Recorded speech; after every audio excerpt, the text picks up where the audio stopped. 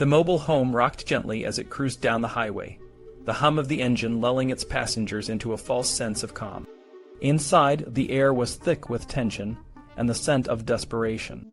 It was 1962, and Billy was on a long drive with his famous cousin, Elvis Presley, and a few close friends. They were headed to a show, but the journey was taking its toll. Gene Smith, another cousin and a regular in Elvis's entourage, had been driving for hours. To stay awake, he had been popping amphetamines speed like they were candy. By the time his shift behind the wheel was over, he was exhausted. He stumbled to the back of the mobile home, collapsing onto a bed, but the drugs wouldn't let him rest. Instead, they kept him in a state of restless agitation, his mind racing and his body twitching. Elvis, sensing Gene's distress, approached him with a small vial. "Here, take this," he said, handing over a syringe filled with Demerol, a powerful sedative. Gene, desperate for sleep, didn't hesitate. He injected the dose, and within minutes he was out cold. Billy, concerned, checked on Gene a short while later. What he saw made his blood run cold. Gene's breathing was shallow, and when Billy placed his hand on his cousin's chest, he could barely feel a heartbeat. Panic set in. "Elvis, stop the car. We need to get help," Billy shouted, his voice cracking with fear. Elvis, who had been reluctant to stop, finally gave in. They pulled over, and Billy, Elvis, and Joe Esposito, another close friend, took turns walking Gene up and down the highway, trying to rouse him. For 3 agonizing hours, they fought to bring him back. Finally, Gene's eyes fluttered open, and he slowly regained consciousness. The memory of that night would haunt Billy for years. It was a stark reminder of the dangers of drug abuse, a danger that had already claimed the life of another cousin, Junior Smith. Billy had found Junior dead in his bed, likely from an overdose. The image of Junior's lifeless body stayed with him, a grim warning of what could happen when the line between performance and addiction blurred. But Billy's experiences didn't stop there. Over the years, he would witness more friends and acquaintances fall victim to the same fate. Each time the pain cut deep, reminding him of the thin line between fame and tragedy. And yet, despite everything he had seen, Billy remained loyal to his cousin, refusing to speak to the press about Elvis's personal struggles. Years later, Billy found himself at the Eternal Flame, a memorial to Elvis at Graceland. The flame flickered, casting shadows on the faces of the fans who had gathered to pay their respects. Among them was a man named Rivera, a reporter for ABC 2020, who approached Billy with a grim determination. Rivera wanted to know about a book that was causing a stir, one that alleged criminal negligence in Elvis's death, but Billy wasn't ready to talk. "Rumor to me is just that. It goes in one ear and out the other," he said, his voice firm. "Today is supposed to be a happy occasion. I'd like to end it on that note." Rivera saw the pointlessness of pressing further and moved on to other targets. But the story of Elvis's final days was far from over, and the secrets that surrounded his death would soon come to light. Pleasance, the attorney, turned his attention to the news conference Francisco held in October 1977. Francisco, the medical examiner, had announced that he had consulted 2 independent toxicologists before concluding that drugs did not contribute to Elvis's death. Pleasance asked Francisco who these toxicologists were. After a whispered consultation with his attorney, Francisco reluctantly named them, Brian Finkel and Robert Blank. Pleasance then established that Finkel worked at the University of Utah and Blank at the Medical College of Virginia. Francisco admitted that he hadn't provided either of them with copies of Elvis's autopsy report. When asked how these experts could have come to any conclusion without the report, Francisco explained that he had discussed the findings over the phone and sought their advice. He added that they might not have even known it was the Elvis Presley case. Pleasance asked Francisco how he determined that only drugs prescribed by Elvis's doctors were found in his system. Francisco admitted he didn't verify this information with pharmacies or the doctors. When asked about the meaning of illicit drugs, Francisco explained that he meant drugs like cocaine and heroin. Pleasance then asked if Schedule II drugs, such as Dilaudid and Quaaludes, could also be considered illicit. Francisco agreed they could be. When asked if he knew whether Dr. Nichopoulos or other doctors prescribed these drugs to Elvis, Francisco said he didn't recall. Pleasance then asked Francisco about the importance of analyzing stomach contents in suspected drug overdose cases. Francisco said it was sometimes important, but not when the cause of death was obvious. Pleasance pointed out that the cause of death wasn't obvious in Elvis's case. Francisco agreed. Pleasance then reminded Francisco of a press statement he made on August 26, 1977, where he said Elvis's stomach had not been pumped during resuscitation efforts and contained nothing identifiable. Francisco vaguely remembered the interview, but couldn't confirm the accuracy of his statements. Pleasance requested the production of photos taken at the death, seen by a photographer named Warlick. Francisco said the photos had disappeared from his files. Pleasance also asked for a copy of the autopsy report, which Francisco claimed to have returned to Baptist Hospital. After 2 days of questioning, Pleasance was exhausted but adjourned the deposition, reserving the right to question Francisco again.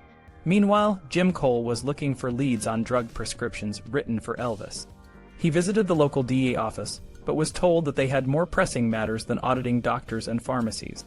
Undeterred, Cole sifted through probate records and found a $142 bill from the prescription house, dated the day before Elvis died. The pharmacy was across the street from Dr. Nichopoulos' office. Cole decided to visit the pharmacy and talk to the owner, Jack Kirsch. Cole and Kirsch had a friendly conversation, and Cole noticed a sign saying the prescription house no longer stocked Schedule II drugs. Kirsch explained that he had been burglarized and decided not to stock drugs like quaaludes and amphetamines. Later, Cole called Kirsch and revealed he was working on an ABC News story about Elvis. He asked about the $142 bill. Kirsch explained that it was for a variety of pharmaceutical supplies Dr. Nichopoulos routinely picked up before tours.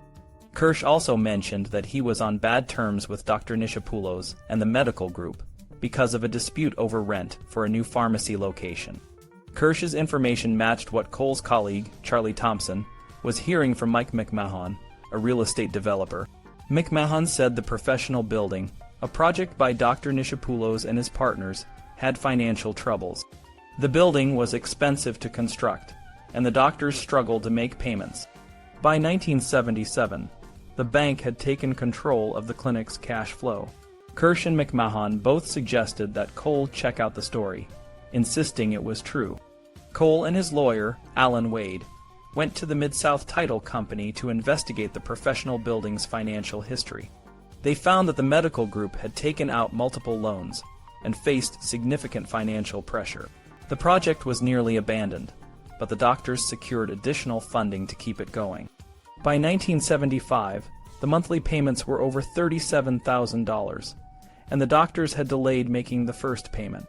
The documents revealed a complex financial web that shed light on the pressures Dr. Nichopoulos and his partners faced.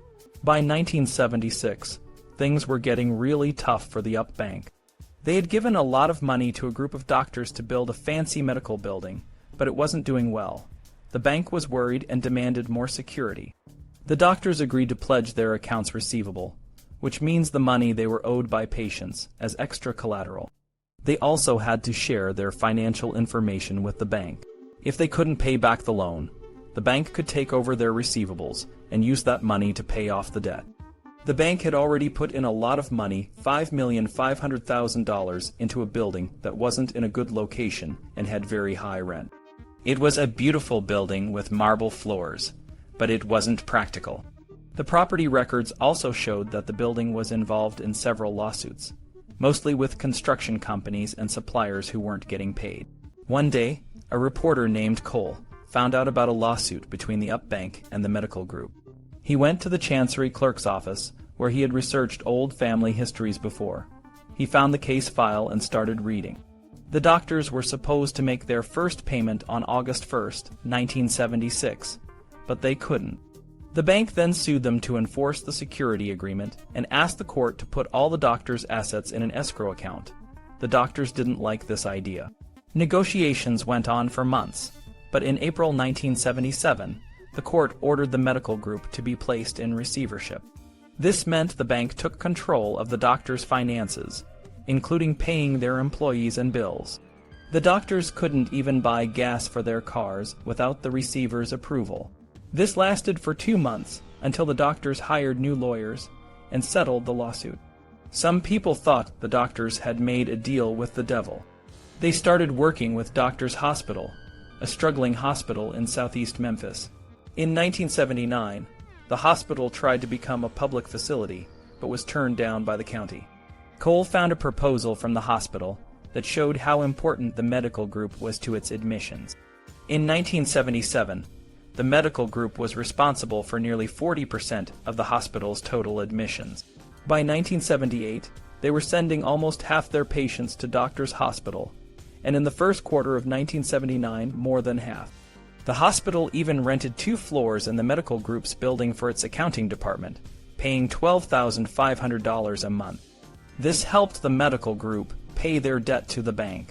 It seemed like a business deal, where the hospital and the medical group helped each other out. Dr. Nichopoulos, one of the doctors, was in a lot of financial trouble. He had borrowed a lot of money from Elvis Presley, who was a very important patient. From 1970 to 1977, Elvis had loaned Dr. Nichopoulos $275,000, besides giving him a Mercedes and jewelry. Elvis also paid over $76,000 for medical services and $147,000 to cover for Dr. Nichopoulos when he was on tour. Cole and his team wanted to investigate the professional building, where the medical group had their offices. They needed to get inside without attracting attention. One of Cole's team members, Thompson, borrowed a laundry cart from a nearby cleaner's and used it to sneak in a camera. They took footage of the empty, expensive space in the building. Cole also got a tip that the state was auditing Memphis drugstores, looking for overprescribing of strong medicines. He called the Healing Arts Board in Nashville and spoke to Jack Fosbinder, who was an old friend of Cole's wife. Fosbinder explained that they were collecting data on prescriptions for drugs, like those prescribed by Dr. Nichopoulos. Cole suggested they look at prescriptions from the first 7 months of 1977, focusing on Elvis and his entourage. Fosbinder agreed to expand the audit, and Cole promised to help in exchange for a heads up on any actions taken. As the summer of 1977 approached, Elvis's bodyguards were worried. They had started keeping watch over him day and night because his drug use was out of control. They even made bets on when he would die. David Stanley, Elvis's stepbrother, said they all knew it was just a matter of time. Elvis was obvious. No human being could take that abuse, he said. The situation was getting more and more dangerous. David and his brothers, Ricky and Billy, became Elvis's stepbrothers when their mom, Dee Stanley, married Elvis's dad, Vernon Presley, in 1960. Vernon met Dee, who was married to an army sergeant named William Stanley, while Elvis was away in Germany. By 1977, Vernon and Dee were no longer together. Vernon had filed for divorce just when Elvis died. All 3 Stanley brothers, David, Ricky, and Billy, worked for Elvis as bodyguards, valets, and helpers. They started these jobs when they were teenagers, and Elvis wasn't exactly a good influence. He bought them favors from prostitutes in Las Vegas and introduced them to drugs. Elvis's senior bodyguards, Red and Sonny West, set a tough and aggressive image, carrying guns and beating up anyone they thought was a threat to Elvis. The Stanley brothers were no different. They got into trouble with the law and with other tough guys in Memphis. Elvis always bailed them out and covered up their problems. Billy was the only one who left Elvis's group. He got disillusioned when he found out Elvis was having an affair with Billy's young wife, Ann. Ricky and David, who both had serious drug problems while working for Elvis, were still on his payroll when Elvis died. Ricky was supposed to be watching Elvis during the morning hours, but both brothers were out when Elvis collapsed in his bathroom. Elvis had changed a lot by 1977. His fans could see his double chin and expanding waist, but they didn't know about his drug abuse and its effects on his health. When Elvis died, his body was taken to Baptist Hospital, where Dr. Jerry Francisco and his team conducted the autopsy. However, they were very secretive about the results, and Dr. Francisco said Elvis died only from heart trouble, but there were other experts who didn't agree. Dr. Norman Weissman, a toxicologist, was shocked by the high levels of drugs in Elvis's system, especially codeine. Dr. Harold Sexton, a doctor at Baptist Hospital, sent samples to California for more thorough testing. The results showed that Elvis had a dangerous mix of sedatives and painkillers in his system, which could have caused a fatal coma. Elvis's drug use was a well-kept secret, but it wasn't just the drugs that were a problem. His heart was enlarged, and his arteries were clogged with plaque, which made his condition even worse. Despite all the secrecy, some of Elvis's friends and family, like his nurse Marion Cock and his girlfriend Ginger Alden, knew what was going on. They tried to help, but it was too late. David Stanley, who had cleaned up his act since leaving Graceland, remembered a time in 1977 when Elvis was so high on drugs that he couldn't get out of bed. They were supposed to perform at LSU, but Elvis was too incapacitated. David had to tell the crowd that Elvis was canceling the show, and the audience was angry. After that, David was so frustrated that he destroyed his apartment. David also remembered confronting Dr. Nichopoulos, Elvis's doctor, about overprescribing drugs. He threatened to hurt the doctor if he kept giving Elvis so many drugs. Vernon Presley, Elvis's dad, didn't seem too concerned about Elvis's drug use. He would say, "Elvis needs those drugs," when questioned about the high pharmacy bills. Elvis's friends and family knew he was struggling, but they also knew how special he was. David said he tried not to think of himself as anything other than a normal human being, but sometimes he would realize he was mortal. Then, with his charisma, he would push it to the limit. David was Elvis's longtime bodyguard and a close friend. By the time Elvis died, David had become a fundamentalist Christian minister. He believed Elvis was just burnt out. He had done everything he thought he could do, David explained. He was tired and hurting. David's personal life was in shambles. He was arguing with his wife, Angie, constantly and taking more and more drugs. One day, Elvis tried to help them by praying for their reconciliation. David remembered the scene vividly. Elvis, in a long green robe, sat with them on his bed, hands joined, and prayed, "God, let's keep these two together." But David's marriage didn't last. Angie left 2 days later, and the next day Elvis died. Elvis's drug use was intense. He had a routine of taking different combinations of Downer's drugs that made him sleep throughout the night. He would take the first pack when he went to bed, the second pack if he woke up in the middle of the night, and the third pack if he woke up again. Between these, he would take Demerol, a powerful painkiller. David didn't think Elvis was addicted to the drugs, but he believed Elvis used them to see how far he could push himself. He pushed himself too far, David said. On the morning of August 16, 1977, Elvis's brother Ricky was told not to disturb Elvis in the bathroom. When David arrived for his shift, Ricky passed on the same instructions. David went downstairs and started playing pool. Later, he heard a commotion and ran upstairs. He found Elvis lying on the floor, dead.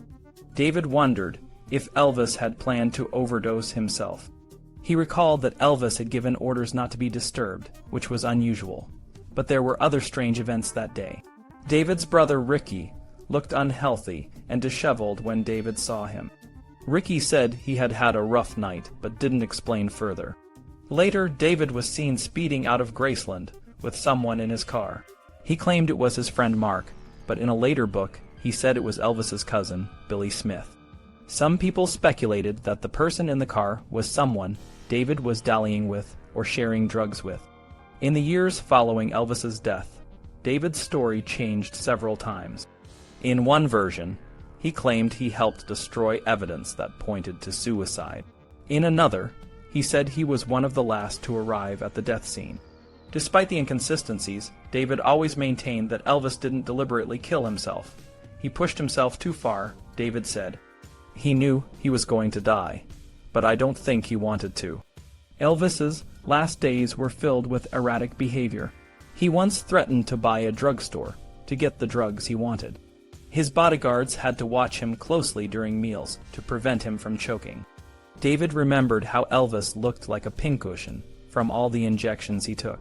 He was deeply concerned about the book that his former bodyguards, Red and Sonny West and Dave Hebler, were writing.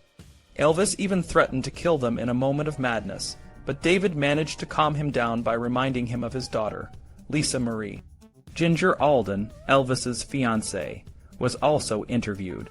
She described Elvis's last hours, mentioning that she had taken Quaaludes for menstrual cramps and fell into a deep sleep. Elvis woke her up a few times, but she went back to sleep. She was vague about the exact times, but insisted that she found Elvis dead in the bathroom around 2 p.m. David and Ginger's accounts painted a picture of a man who was losing control. Elvis's drug use, erratic behavior, and the stress of his personal life all contributed to his tragic end. David believed that Elvis pushed himself too far, but he was never sure if it was a deliberate act or just the result of a life lived too intensely.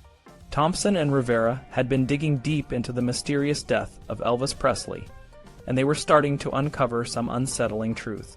Thompson believed that Ginger, Elvis's girlfriend at the time, couldn't handle the singer's drug abuse. He thought she made some phone calls and tried to clean up, but he didn't buy her story about finding Elvis and then calmly phoning the National Enquirer to make a deal. Thompson planned to track down Jim Kirk, a freelancer for the Enquirer, who claimed Ginger tipped him off before calling for help. Rivera, on the other hand, felt sorry for Ginger and thought anyone who said bad things about her was lying. Despite their differing views, they agreed to move forward with their investigation. Next, they met with Dr. Vasco Smith, a black dentist and civil rights veteran who served on the Shelby County Court. Smith was an Elvis fan and a critic of Dr. Jerry Francisco, the medical examiner. He was particularly upset about Francisco's stance on police brutality. In one case, a suspect died after being beaten and thrown into a patrol car, but Francisco classified the death as accidental, much to Smith's dismay. When it came to Elvis's death, Smith noticed a lot of secrecy and contradictions. He became concerned when a toxicological report showed 10 drugs in Elvis's system, yet the report claimed these drugs weren't related to his death. Smith requested a copy of the report, but Francisco and the county denied having it. Smith believed there was a cover-up involving the county attorney, the medical examiner, and the coroner. Steve Cohen, another county court member, shared similar concerns.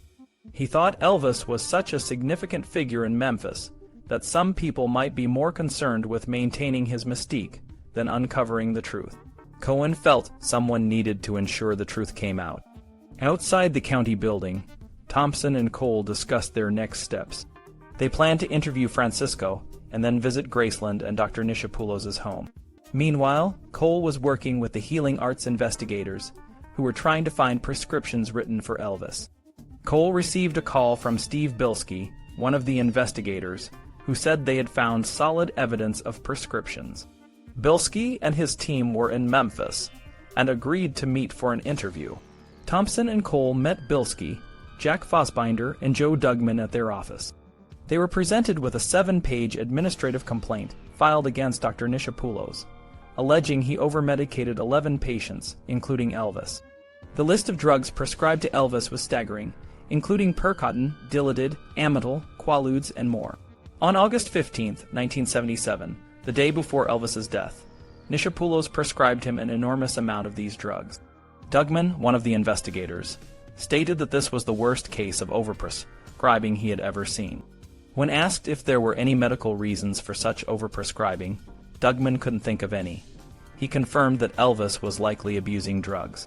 The team learned that most of Elvis's prescriptions were filled at the prescription house by Jack Kirsch, a source who had been pointing to other pharmacies. Dugman cautioned against broadcasting the details until Nichopoulos was served with the complaint. Next, the team headed to Nichopoulos' office, hoping to interview him. Rivera tried to persuade the doctor by giving him a choice: sit down and talk or face a microphone outside. Nichopoulos agreed to the interview. As they set up, the tension in the room was thick. Nichopoulos, with his white hair and medical smock, looked calm but wary. Rivera started with a gentle question, asking how he and Elvis first met. Nichopoulos explained that he received a call from Elvis, who needed a checkup before leaving for California. When Rivera asked when Elvis started having a drug problem, the room felt like it was holding its breath. Nichopoulos didn't like the question, but didn't know how to react. The interview was just beginning, and the team knew they had a lot more to uncover. The room was tense. Dr. Nichopoulos, Elvis Presley's longtime doctor, sat nervously as Geraldo Rivera, the investigative journalist, pressed him with tough questions. Rivera had documents in his hand, and he was determined to get answers. Rivera asked Nichopoulos if he ever advised Elvis against taking drugs. Nichopoulos pouted and said he couldn't answer. The tension was building, but Rivera backed off a bit. Rivera then asked about the nature of their relationship. Nichopoulos admitted that he and Elvis were more than just doctor and patient. They played sports together, and after Elvis's father, Vernon, fell ill, Nichopoulos often acted as a father figure to Elvis. He even played the role of a brother, relative, friend, and companion. This close bond provided Elvis with emotional support, and Nichopoulos claimed he usually gave him straightforward advice. Rivera probed further, asking if Elvis's fame ever influenced Nichopoulos' medical judgment. The doctor firmly denied it, saying it never did. But when Rivera asked if Elvis ever played emotional games, trying to manipulate the doctor, Nichopoulos admitted that sometimes Elvis did. Next, Rivera brought up a sensitive topic, money. He suggested that Nichopoulos was financially dependent on Elvis. Nichopoulos denied this, insisting that he was not, and that he was paying back any loans to Elvis's estate. Rivera, however, pointed out that Nichopoulos owed over $200,000 on his home and several other loans. Nichopoulos refused to discuss it, saying it was a business deal. The conversation took a more serious turn when Rivera brought up the prescriptions. He accused Nichopoulos of prescribing an extraordinarily large number of Schedule II narcotics and amphetamines to Elvis in the last year of his life. Nichopoulos was stunned and denied it, but Rivera showed a piece of paper, implying it was a prescription. Nichopoulos broke down, denying the accusations but appearing lost and dazed. Rivera pressed on, asking about the specific drugs prescribed, including Dilaudid, a powerful narcotic. Nichopoulos explained that Elvis had been to the dentist and was in pain, needing to sleep before a tour. But Rivera pointed out that Elvis had only had a minor dental procedure. Nichopoulos insisted he didn't know the full details, but claimed Elvis needed the strong medication for pain. Rivera then mentioned the 600 pills Nichopoulos allegedly prescribed to Elvis the day before he died. Nichopoulos denied this, saying it wasn't true. When Rivera asked if it was a smaller number, Nichopoulos refused to answer, saying the interview was over. Rivera tried one last question: "Do you have any regrets?" Nichopoulos mumbled, "No regrets," and the interview ended. Meanwhile, Charlie Thompson, the producer, was angry. He had learned that Jack Kirsch, a pharmacist, had supplied most of Elvis's drugs in the last 7 months of his life. Thompson decided to confront Kirsch. He and the team crossed the street to Kirsch's pharmacy, where Kirsch tried to hide in the bathroom. After some coaxing, Kirsch agreed to an interview. Rivera asked Kirsch about the prescriptions. Kirsch admitted there were many but said he had no qualms because Dr. Nichopoulos or his nurse picked them up. When asked if he ever questioned what was happening, Kirsch said it wasn't his job to question a licensed physician. Rivera asked if Kirsch had any regrets, and Kirsch said no, insisting he didn't think the drugs were going to Elvis. Thompson was furious, reminding Kirsch that it was a violation of federal law. Kirsch was speechless, but when Rivera asked if he would still fill such a large prescription now, Kirsch said he probably wouldn't. The interview revealed the complex and troubling relationship between Elvis, his doctor, and the pharmacist who supplied him with drugs. Despite the denials and evasions, the evidence suggested a pattern of excessive drug use that may have contributed to Elvis's tragic end. Rivera, Thompson, and Cole stood there, the tension in the room thick. The camera crew was packing up, and Charlie Thompson's anger had finally faded. They had all worked so hard, and now they were facing the final stretch.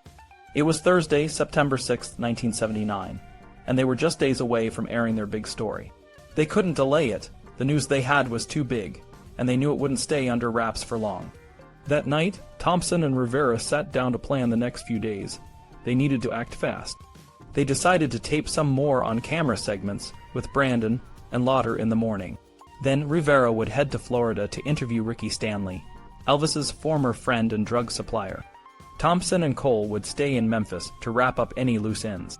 By Saturday, Thompson and Rivera would be in New York, working with their executive producer, Av Weston, to put everything together.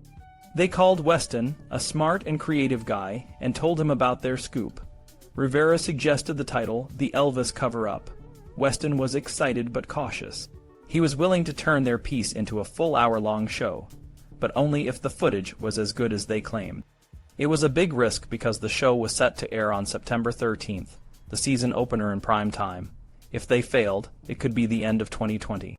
The next morning, Thompson and Rivera were at the Shelby County Courthouse, a grand old building with big columns. They were setting up to tape some on-camera segments. Rivera, with a wireless mic, began his speech, outlining the issues with the official investigation of Elvis's death. He talked about how the police had declared the case closed too quickly, how the medical examiner's office had failed to do a proper search, and how crucial evidence had been destroyed or gone missing. After the taping, Rivera and the crew headed to Florida. Ricky Stanley, now a clean-cut ministerial student, met them. He had a lot to say. He confirmed that Elvis had a severe drug problem, and that Dr. Nichopoulos had given him a lot of medication. Ricky remembered giving Elvis his last packet of pills, and he talked about how Elvis had checked into the hospital to detox. He also named other doctors who had given Elvis drugs without a legitimate reason. Back in New York, Thompson and Rivera met with Weston on Saturday. They showed him the interviews with Dugman and Bilski, and the confrontations with Nichopoulos and Kirsch. Weston was impressed, and gave them the go-ahead to air the full show. He assigned them a team to help with the final edits. On Monday, a lawyer named Ken Masterson called, representing Dr. Nichopoulos. He wanted them to throw away the first interview and let him control the second. Thompson and Rivera refused. They were standing their ground. By Tuesday, the pressure was mounting. Thompson and Rivera were exhausted from editing and double-checking facts. They took a walk down Columbus Avenue to clear their heads. On the way back, Rivera's brother Craig ran up to them, shouting that the Nichopoulos story had just broken on the newswires. They hurried back to the office, knowing they had to work even harder now. The story was out, but they still had their exclusive interviews and footage. They were determined to tell Elvis's story, the way it needed to be told. The next few days were a blur of editing and final preparations. When the show aired on September 13th, it was a sensation. People were shocked and moved by what they saw. The Elvis Cover-Up had revealed a side of Elvis's life that many had never known, and it left a lasting impact on everyone who watched.